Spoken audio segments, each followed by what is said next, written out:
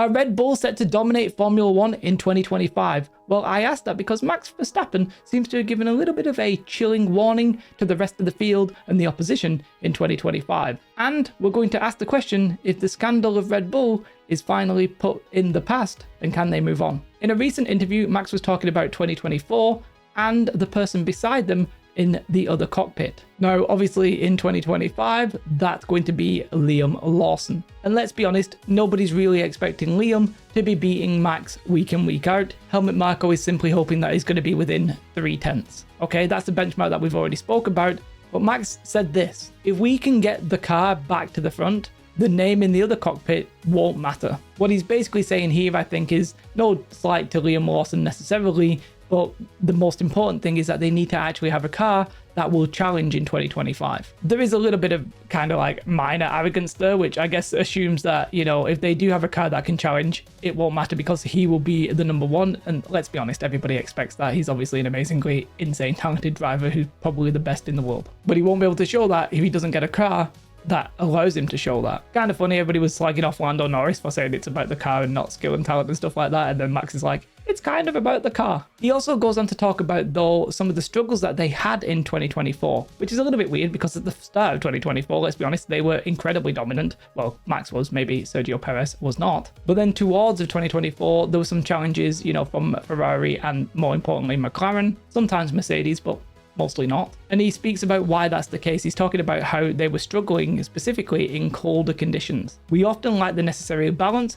because we simply couldn't get into the low temperature window. Well, if Max is saying that, we can kind of assume that's probably one of the main reasons why. I'm going to assume, not being a technical guy, that there's actually a lot more technical reasons behind why they were struggling in certain times, but that's kind of the core feature that they're saying was the issue. And I guess the most important thing is, what are they going to do about that? And that's what he was basically alluding to at the start. His success is really going to depend on the car's improvements rather than Liam Lawson or whoever is in the second seat. But he says this, and it's kind of like a cold warning, not a very big warning because he caveats it, but he says this: I don't have a crystal ball, but if we can rectify certain weaknesses over the winter, we'll be back at the front. But I'm certainly not making any predictions here. And that's reasonable, right? Obviously, if they can fix the things that are slowing them down, then of course they think they will be back at the front. There's nothing kind of wild or crazy there. And he says, I'm not making any predictions. It's very possible, for example, maybe Ferrari's new car will absolutely just blast everybody out of the water for all we know, right? But they could fix everything that was wrong with their car and still be in second, third, fourth, etc. But Max is seemingly kind of quietly confident there. I know he caveats it, but for me, the way I read that, I think he's confident that they are going to fix those issues. I mean, the big sort of like underlying problem, I guess, that Red Bull are going to have moving forward is obviously the massive loss of Adrian Newey. The god of aeroflow himself, the god of technical designs, well, he's left, he's gone, he's at Aston Martin. How big of an impact will his loss actually have on Red Bull going forward? A lot of people, and I'm not sure if this was right or wrong, kind of accredited Red Bull's dip in performance partly to the scandal and partly to Adrian Newey, leaving. How much of that was him? We don't really know.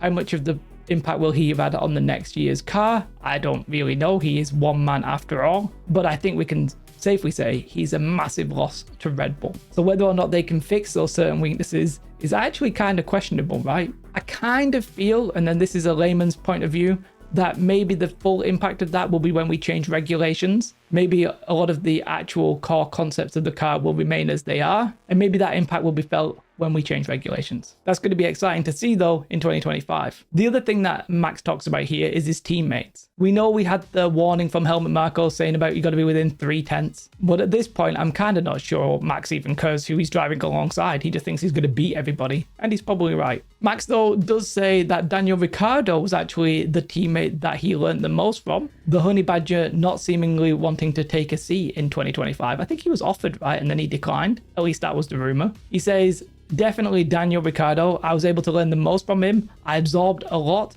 and incorporated it into my experiences. High praise there from the Dutchman. About Sergio Perez though, he says this: it's a shame because we were a good team for 4 years and Sergio was always loyal. That's a quality I really appreciate. I'm kind of curious how the dynamic of Max and Liam Lawson will be. I think they'll either be like kind of buddy-buddy, or you might get a few little fireworks every now and then. We've seen, Liam Lawson driving against Sergio Perez. If something like that happens again, we could get a little bit of chaos. It could be kind of fun. I guess really the thing that a lot of people are confused about or concerned about when it comes to Red Bull is how much did Adrian Newey's leaving make a difference, but how much did that scandal really impact the team and its ability going forward? I'm not going to go into what it was. We all kind of know what it was by now, I assume. Christian Horny, whatever you want to call him, and the finger that maybe wasn't a finger and all that kind of jazz. Whether or not it was inappropriate, I don't know. The tribunals and stuff seem to be finding in Christian Horner's favor, so I have no other evidence other than that, I guess. Either way, Max says, of course, that was not pleasant. Well, that's kind of an understatement, I think. He talks about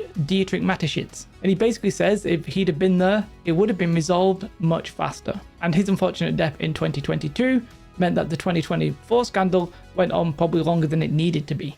Or needed to do. I wonder what he's implying. Like, what would have been the right solution? Just get rid of Horner? Not have it be in the public? I'm kind of curious how he would have sorted that. Max Verstappen and Christian Horner seem to be getting on just fine though. I have a really good relationship with Horner. It is a strong relationship, Max Verstappen said in an interview with PA News Agency. And he's kind of hoping going forward that a lot of the disagreements get handled internally rather than the kind of like public backsniping that we had last year. And somebody who was possibly responsible for some of that was his father, Jos Verstappen. There was a lot of mudslinging left and right. Ultimately, what matters is that you solve it together and not in the media, and that worked out. Apparently, Christian Horner and Jos Verstappen have agreed to kind of bury the hatchet as well and to try and move forward. And I think they're hoping that this will give them a little bit of stability moving into 2025. I personally kind of think that will happen if they are in the front. It might not happen if they are second, third,